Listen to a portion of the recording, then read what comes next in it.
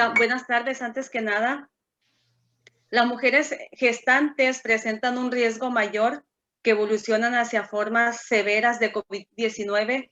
Este riesgo se observa en el tercer trimestre. Algunas características maternas y la presencia de comorbilidad son factores de riesgo del COVID-19. Incluyen edad materna mayor a 35 años, obesidad, sobrepeso, hipertensión arterial, diabetes, enfermedades cardiopulmonares, enfermedades renal crónica, inmunosupresión. Se ha demostrado mayor riesgo de parto prematuro. Los estudios sobre recién nacidos con COVID-19 reportan enfermedad leve en la mayoría de los casos. El modo de parto no tiene influencia sobre el riesgo vinculado a COVID-19. Puede ser por parto normal o cesárea. Y pues el tema de hoy con el que nos acompaña la doctora Lucía Lan, será impacto clínico y recomendaciones en el actuar enfermero ante el COVID-19 en la mujer embarazada y el neonato. La doctora Lam, quiero comentarles que ella es pediatra, aparte hizo una subespecialidad. Su currículum es muy amplio, les voy a compartir lo más relevante. La doctora es pediatra médica, ella hizo su especialidad en el Hospital Pediátrico de Sinaloa, hizo una subespecialidad en neonatología en la UNAM, así como también es jefe del servicio del área de neonatología del Hospital General de Mazatlán. También es profesor adjunto a la especialidad en pediatría, así como profesor adjunto en el curso para médicos internos de pregrado. Ella es una experta en el tema de que nos va a compartir el día de hoy. Hoy agradezco la invitación. Para mí es un honor participar con ustedes. Siempre he resaltado la participación de enfermería en el curso de la atención, sobre todo en el área donde me toca a mí trabajar. Es un punto fundamental para la mejora clínica de los recién nacidos a los que me toca a mí atender. Así es que el que me permitan abrir un foro para dar mi opinión y mi punto de vista sobre lo que hay actualmente para el manejo de la embarazada y del recién nacido con COVID, pues es realmente un honor poder estar entre ustedes hablando, ¿no? Bueno, yo trabajo para el Hospital General de Mazatlán, que se ha puesto como un punto importante en la atención de mujeres embarazadas y sobre todo, pues ahora en pacientes portadoras de COVID-19. Durante estos eventos de contingencia sanitaria, y sobre todo en la información con la que contamos al momento, pues nos permite establecer medidas para la prevención, el tratamiento y el seguimiento de la mujer embarazada sana, con sospecha o con confirmación de COVID-19, y así generar medidas que garanticen una calidad adecuada en la atención obstétrica y del recién nacido.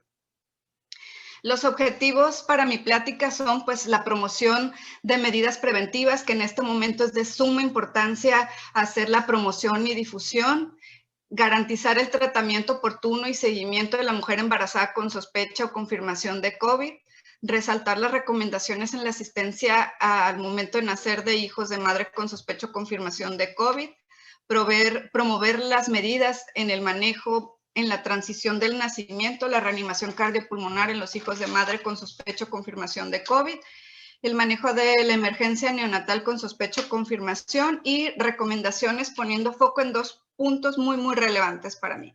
Sí es importante la eficiencia y la eficacia en la reanimación neonatal, pero sobre todo no bajar la guardia con el cuidado en las medidas de protección para el personal de salud. Voy a hacer un breve resumen de todo lo que se sabe sobre el coronavirus. Es una enfermedad causada por el coronavirus tipo 2 que va a generar un síndrome respiratorio agudo que por sus siglas en inglés se ha denominado SARS-CoV-2. fue descubierto y aislado por primera vez en Wuhan, en la comunidad, en la provincia de Hubei de la República Popular de China, en el cual se empezaron a reportar casos de neumonía en ciertas personas que tenían relación con trabajadores del mercado mayorista de mariscos de Wuhan.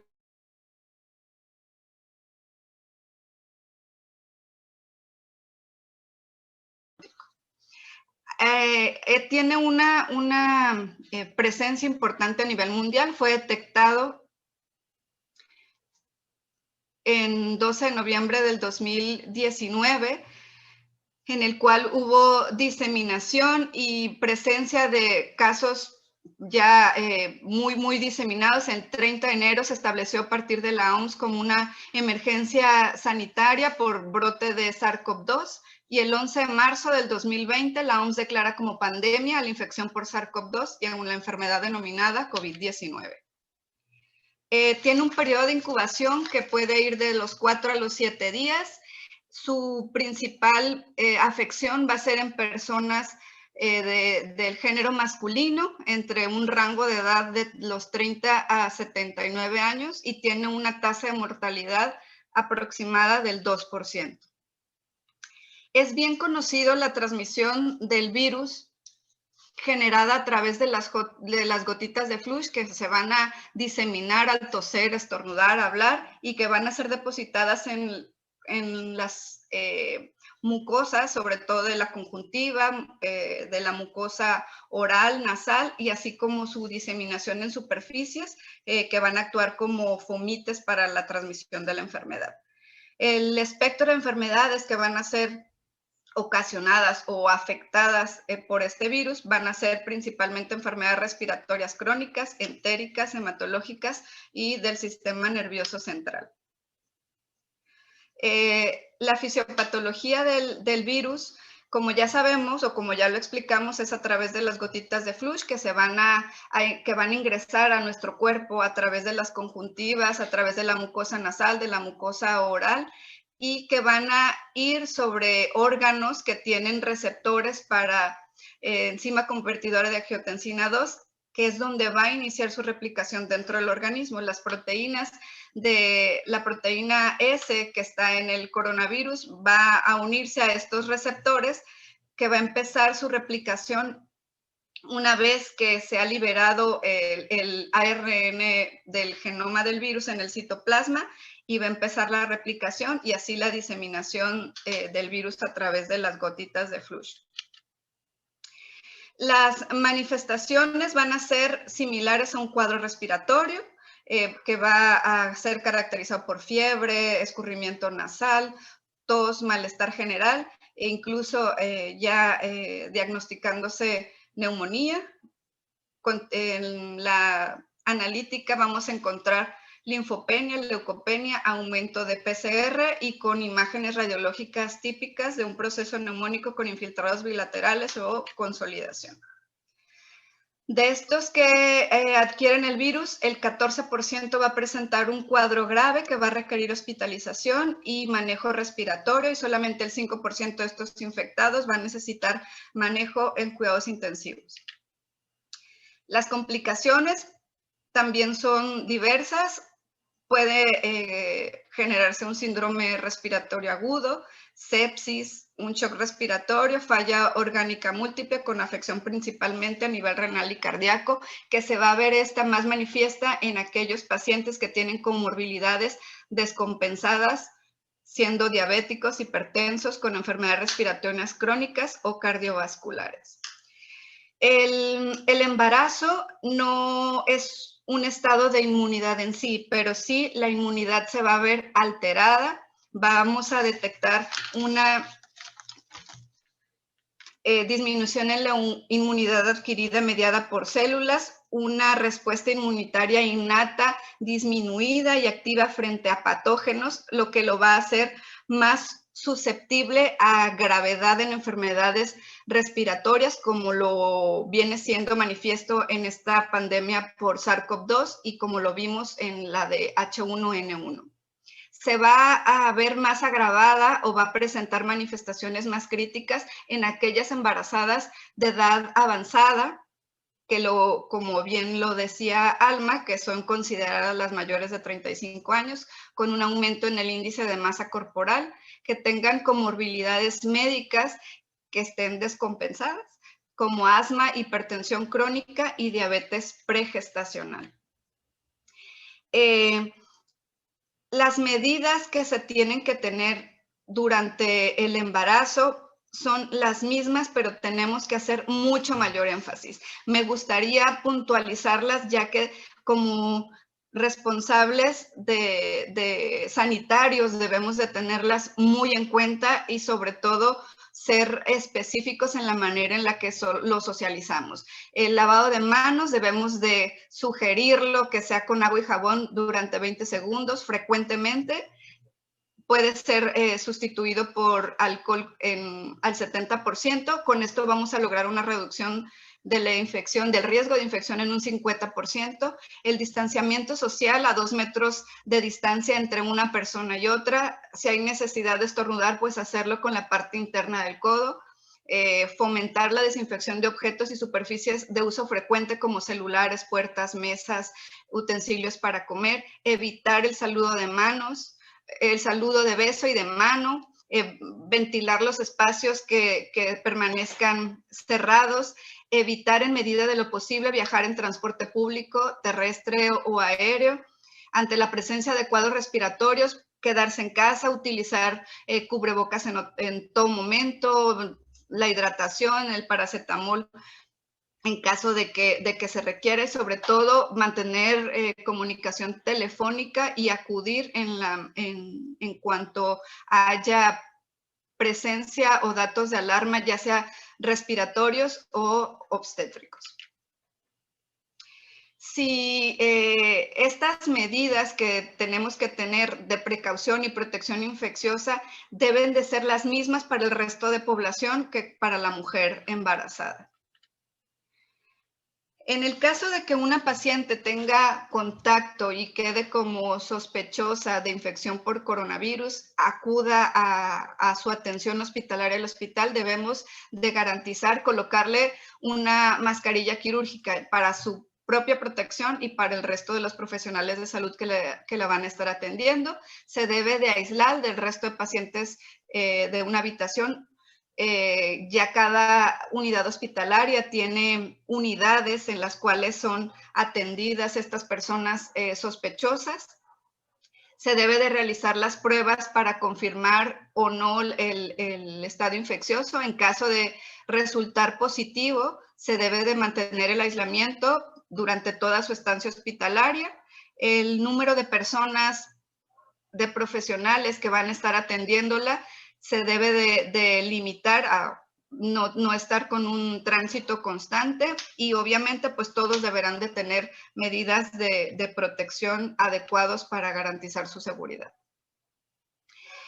Si en caso de que la paciente tenga alguna emergencia obstétrica, esta no debe de ser separada de los protocolos de atención contra el COVID. No debemos de mantenerlos separados, aunque el manejo debe de ser multidisciplinario para mantener el control y actuar en caso de que haya una complicación materno-fetal y atenderse de manera oportuna. El embarazo, la infección durante el embarazo no es equivalente a interrumpirlo. Se verá de seguir los protocolos y criterios obstétricos de acuerdo a las semanas de gestación y en cuanto al proceso de salud de la madre y del bebé para garantizar la interrupción del embarazo en un momento oportuno. Aquellas embarazadas que se contagian de COVID, solamente el 12% va a desarrollar una infección grave o crítica. El riesgo que le genera de manera perinatal, pues es un nacimiento biabdominal, igual que en el resto de las madres gestantes que no están embarazadas, que no están, positivas para COVID, también es el desarrollo de trastornos hipertensivos del embarazo y el nacimiento prematuro del bebé. para durante el proceso infeccioso se ha visto que los recién nacidos pueden tener más riesgo a retraso en el crecimiento intrauterino y al momento de nacer, pues tener más riesgo de requerir cuidados especiales que ameriten el ingreso a cuidados intensivos neonatales, esto en comparación con el resto de recién nacidos de madres que no son portadoras de COVID. La decisión del momento y el tipo de parto para cada mujer debe ser llevado a cabo de manera multidisciplinaria, incluido el médico internista, el intensivista, el ginecólogo, el obstetra, el pediatra, todos para garantizar el buen estado de salud de la mamá y del bebé para el momento de nacer. Y obviamente esto va a ser de manera individualizada en cada paciente de acuerdo a su estado de salud y basado pues en indicaciones obstétricas. Debe ser evitado en todo momento el traslado de esta mujer a áreas comunes. Se debe de adecuar un espacio que yo creo que ya se debe de tener destinado para la resolución del embarazo y obviamente siempre atendido por profesionales protegidos con equipos adecuados. La disposición de las salas de parto o de quirófano deben de tener garantizado en medida de lo posible una presión negativa. Es importante que todo el personal que vaya a participar en el procedimiento esté protegido con todo el equipo de protección completo, el uso de lentes protectores, mascarillas N95 o de respiradores especiales, uso de batas, guantes, overol en caso de una paciente con confirmación de COVID. La mujer debe estar también protegida con una mascarilla N95. Debe de haber afuera de la sala de apoyo un personal que pueda colaborar en caso de que el recién nacido requiera maniobras avanzadas, pues estar al tanto, ya sea para participar en la reanimación o para el traslado a unidad de cuidados intensivos neonatales.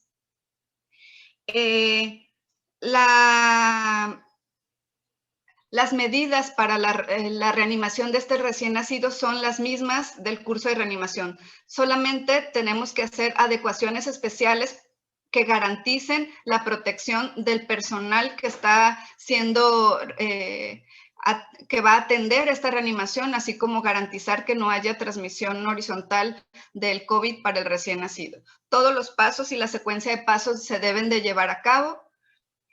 Vamos a exponer las adecuaciones que se han hecho al curso de reanimación con ciertas adaptaciones que garanticen pues, la seguridad tanto para el reanimador como para el recién nacido atendido. Es importante que todos los involucrados tengan conocimiento previo del estado clínico de la embarazada, si se considera sospechosa o ya está confirmada la infección por SARS-CoV-2. Debe de enfocarse en un trabajo en equipo que garantice una comunicación eficaz.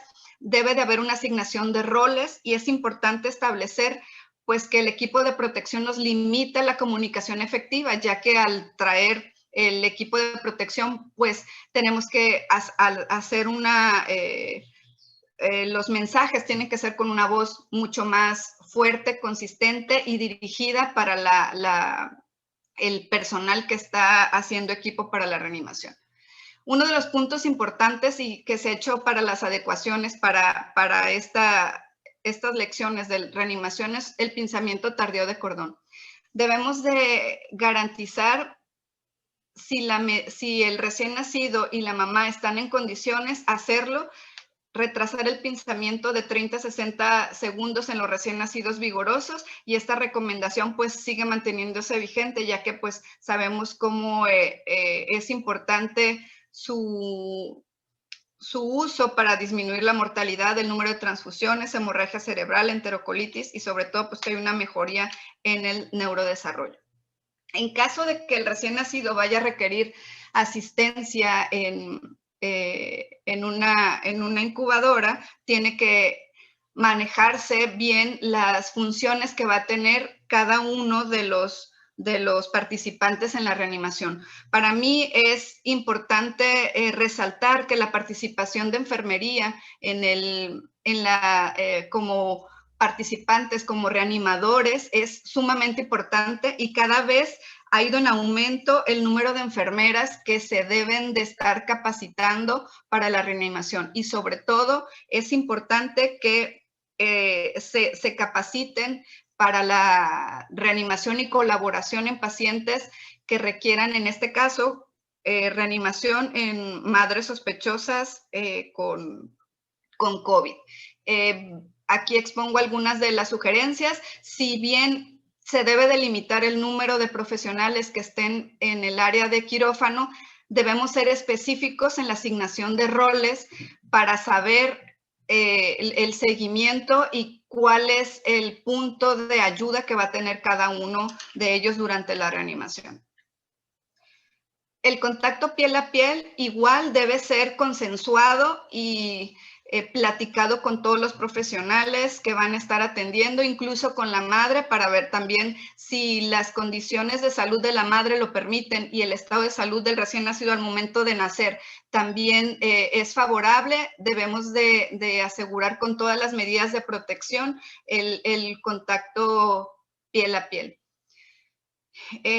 Otro de los aspectos importantes es la aspiración de las secreciones durante la reanimación, siendo un procedimiento que aumenta el riesgo por la aerolización y esto pues hace una dispersión del virus. La perilla está contraindicada, debemos de hacerlo obviamente solo si es necesario y en el caso de requerirlo hacerlo con un circuito cerrado. La recomendación pues para el obstetra debe ser pues limitar la aspiración con perilla, el uso del aspirador o de gasas para evitar se debe también disminuir pues para evitar el contacto de esta sangre materna en la boca o en la cara del recién nacido. Todas las respuestas que tenemos que hacer para las intervenciones pues deben de ser valoradas y la auscultación es parte importante después de hacer los pasos iniciales. Si el uso de estetoscopio pues va a romper las medidas de seguridad en cuanto al distanciamiento físico, por lo cual la verificación de la frecuencia cardíaca va a ser sugerida con la palpación de cordón umbilical o con la colocación de oximetría de pulso. En caso de que el paciente presente cianosis persistente o dificultad respiratoria que requiera de uso de oxígeno suplementario, debe hacerse conectado el oxígeno a una fuente sin vaso humidificador y de preferencia conectado con un adaptador en cola de ratón, que esto pues también es otra medida que va a disminuir la aerolización de secreciones. Si la dificultad respiratoria es persistente que requiere el recién nacido de uso de presión positiva, se debe de hacer colocando un filtro EPA con un sellado firme. Esto pues nos va a permitir proporcionarle presión positiva al recién nacido, pero garantizando pues que de manera más segura no haya aerolización. Si la ventilación con presión positiva sabemos que es uno de los momentos más importantes para la intervención en la reanimación neonatal, ya que debemos de garantizar una adecuada oxigenación. En caso de requerirse, pues debemos de usar de preferencia un reanimador con pies en T. Aquí, como podemos ver, tenemos colocado el filtro EPA, también garantizando siempre el sellado firme que limite la aerolización. Si usamos una bolsa autoinflable, como si se requiere, también aquí como lo podemos ver, también debemos de adaptarle un filtro EPA y también tenemos que utilizar una bolsa que tenga un reservorio cerrado. La efectividad de la ventilación, pues tenemos que hacerla con oximetría de pulso y visualizando la expansión torácica. En caso de que el paciente persista o requiera de intubación endotraqueal, a pesar de una ventilación efectiva, necesitamos que la presencia de un reanimador experto, ya que es un procedimiento que requiere precisión, rapidez y pues esto garantizando que haya el menor riesgo de aerolización que pues haya, que limite la transmisión del virus. Hay diferentes métodos que se han utilizado para esta maniobra.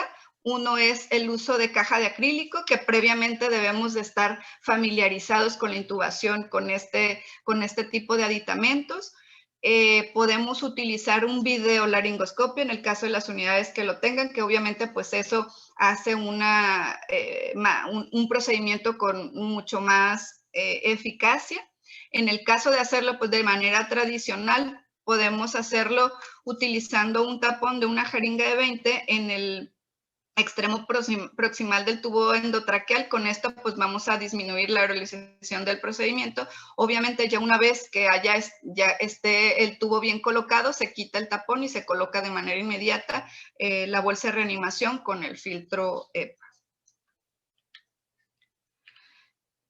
En caso de requerir compresiones torácicas, el curso de reanimación sugiere que quien esté dando las compresiones cardíacas cambie de posición, el reanimador que esté ventilando pase de manera lateral y en la cabecera del paciente se coloque el reanimador que va a dar las compresiones.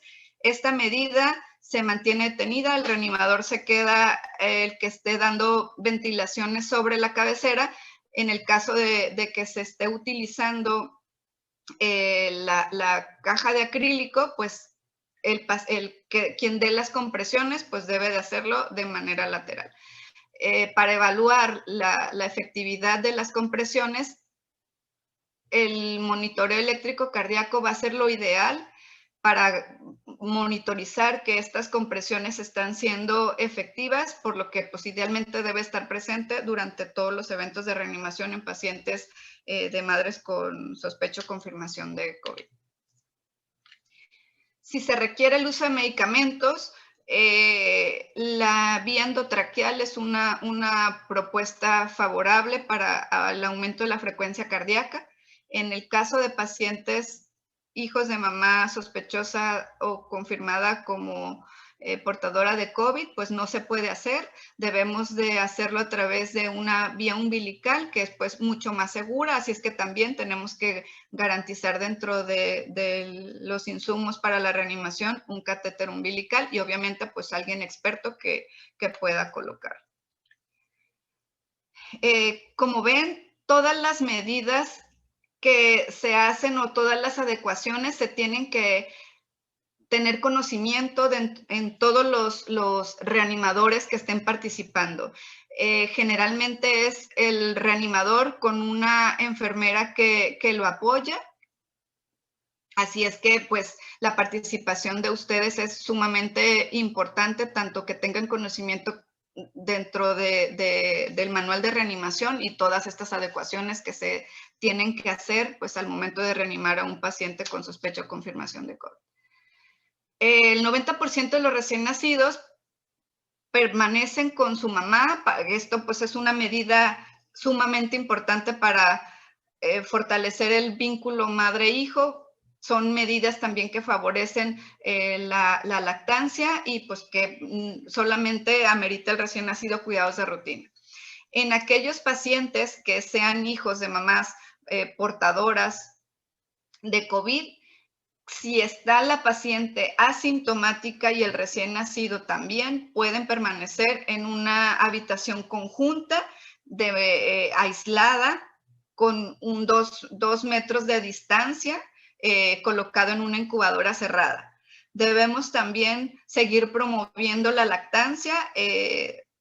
Debe ser pues importante su promoción, solamente que debemos de promover medidas seguras para que tampoco haya transmisión horizontal para el bebé. Debemos de asegurar que la mamá use mascarilla N95. Sin válvula puede utilizar careta también, y el aseo de las mamas para pues también esto limitar la presencia del virus en la piel. Incluso hay artículos que sugieren el aseo del cuello hasta la cintura, pues para garantizarle el menor número de virus en la superficie corporal. Si el recién nacido tiene condiciones que permitan, pues hay que limpiarlo lo más pronto posible para quitar los excesos hemáticos que tenga, las secreciones y fluidos maternos, pues para disminuir el número de virus que potencialmente puedan estar presentes en la piel. Hay artículos que sugieren un baño completo, hay otros que lo limitan, pero sí es importante, de la medida que se haga, pues lo más pronto posible hacer el aseo del recién nacido, también si las semanas de gestación pues lo permiten. En caso de que sospechemos que el recién nacido está infectado, pero sea sintomático o no, debe de ingresar a un área de cuidados neonatales especiales. Cada unidad debe de tener destinada un área para el manejo de estos recién nacidos, que va a seguir el manejo de la misma manera en recién nacidos que tengan sintomatología. Vamos a monitorizar sus signos vitales de la misma manera, vamos a tener las medidas de soporte pues necesarios, así como los cuidados de enfermería generales que se deben de tener para los pacientes. Tenemos que restringir las visitas. La sugerencia es que pueda pasar un cuidador que vaya con equipo de protección personal. Estas adecuaciones, la disposición del área, el personal que tiene que participar, pues obviamente va a estar determinado de acuerdo a las necesidades de cada institución. En el área en donde nosotros trabajamos, se tiene un área destinada, pero no se permite la entrada de los cuidadores. Siempre se garantiza la comunicación entre los familiares o la madre, pero pues todavía mientras el paciente no tengamos garantía de que no puede ser de riesgo, pues no se permite la entrada. Un punto importante y en el que pocos médicos tenemos conocimiento, me declaro uno de ellos, es la descontaminación del equipo del área de reanimación y de hospitalización que se utiliza para el cuidado y atención del recién nacido. La sugerencia es que si el paciente está infectado, todo lo que se utilice se ponga en bolsas dobles y se lleve hacia un área en donde pueda hacerse la descontaminación del equipo. Si se hace dentro del área donde se está atendiendo, debemos de pues garantizar en aquellos equipos que no se puedan introducir o sumergir en agua, pues se tiene que hacer una limpieza externa y en caso de que se pueda, pues tenemos que colocar este equipo en una dilución con agua, 290 mililitros de agua y 10 mililitros de cloro, 10 minutos y después continuar con la ruta de material contaminado de acuerdo a cada institución, ya sea para su reuso o para su desecho. Pero siempre debe ser bien importante la descontaminación. Recuerden pues, que debemos de garantizar la seguridad del personal que esté participando. En caso de que el recién nacido requiera ir a unidades de cuidados especiales, COVID, y que dentro de su atención requiere estudios diagnósticos, pues debemos delimitarlos en medida de lo posible. Si se puede hacer todos estos estudios de imagen dentro del área, pues también se tiene equipo destinado de ultrasonido o de rayos X especiales para este tipo de pacientes. Cada hospital o cada unidad hospitalaria debe de desarrollar protocolos de traslado de acuerdo a la disposición de las instalaciones. Se debe de haber protocolos también para alertar cuando sea el paciente trasladado para la liberación de las rutas y para que el personal que lo vaya a atender pues esté informado de la presencia y que no se retrase la atención de pues la ruta para llegar a estas unidades pues debe de estar previamente trazada y el personal que lo traslade pues debe de limitarse al contacto con superficies ajenas al paciente. Todas estas medidas que hacemos son medidas para la seguridad del paciente, pero sobre todo para la seguridad del personal que lo maneja. Tenemos que sí garantizar que todas nuestras acciones sean en pro de mejorar el estado de salud del paciente, pero pues garantizando siempre nuestra propia salud. Debemos de limitar el contacto entre el profesional de salud y el paciente de lo más mínimo posible. Importante en el manejo de recién nacidos, la eliminación de secreciones de la vía aérea y de los pañales debe ser con técnica de aislamiento. Recordemos que también hay eliminación a través de líquidos corporales, pues que también tenemos que utilizar técnicas para evitar el contagio. El tamiz neonatal, pues no debemos de darlo por alto, debe de hacerse antes del alta. Hay artículos que lo sugieren a las 24 horas de vida y hacer pruebas confirmatorias en caso de que salga alterado, pero pues esto también va a depender de cada unidad hospitalaria o de cada institución cuál es su manejo.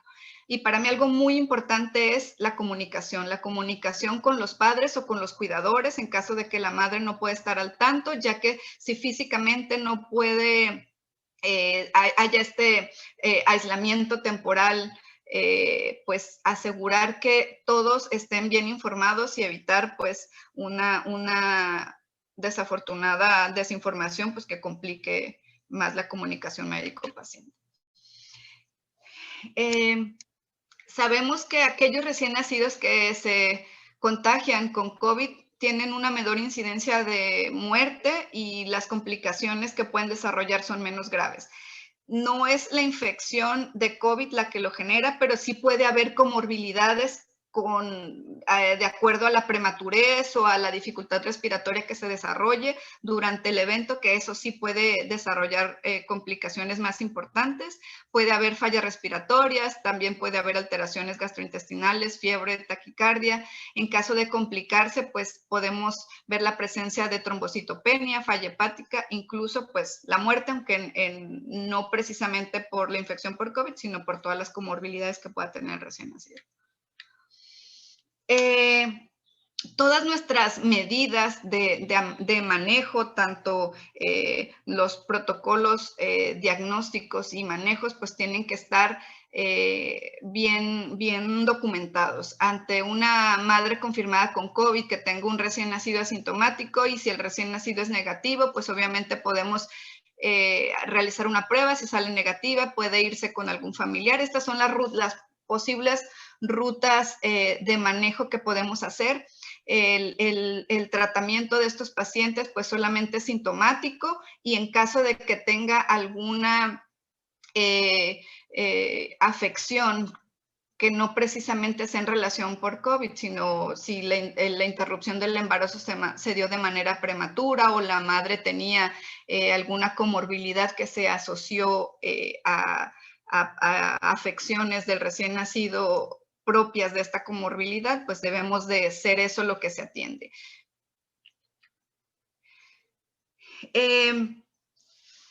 Los indicadores diagnósticos y los procesos enfermeros deben de ser implementados de acuerdo a cada unidad hospitalaria. Tienen que ir de la mano con los protocolos de atención de acuerdo a cada patología, sumados a los protocolos que se tienen como medidas de atención tanto para la mujer gestante como para el recién nacido.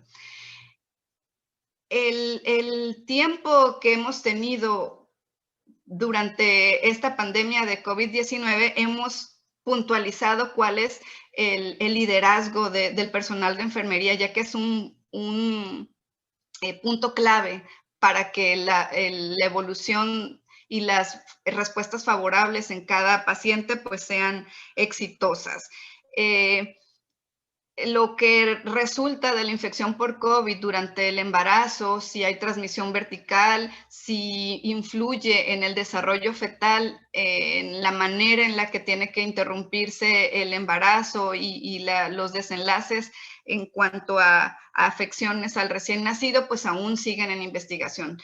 Este virus ha resultado pues todavía en una serie de investigaciones y aprendizajes que todavía pues nos sigue sorprendiendo cada vez, y pues debemos de estar más atentos y actualizándonos sobre cuáles pueden ser las mejores medidas que ayuden. Debemos de tener en cada unidad hospitalaria estrategias que optimicen la diseminación del SARS-CoV-2, no solamente en la población, sino en los trabajadores de salud. Es importante que todas estas medidas no se limiten, no se minimicen. Estamos nuevamente, cuando pensamos que esto nos da una pausa, pues viene nuevamente sorpresas, y ahorita estamos en un punto muy vulnerable en el cual pues no tenemos que bajar la guardia.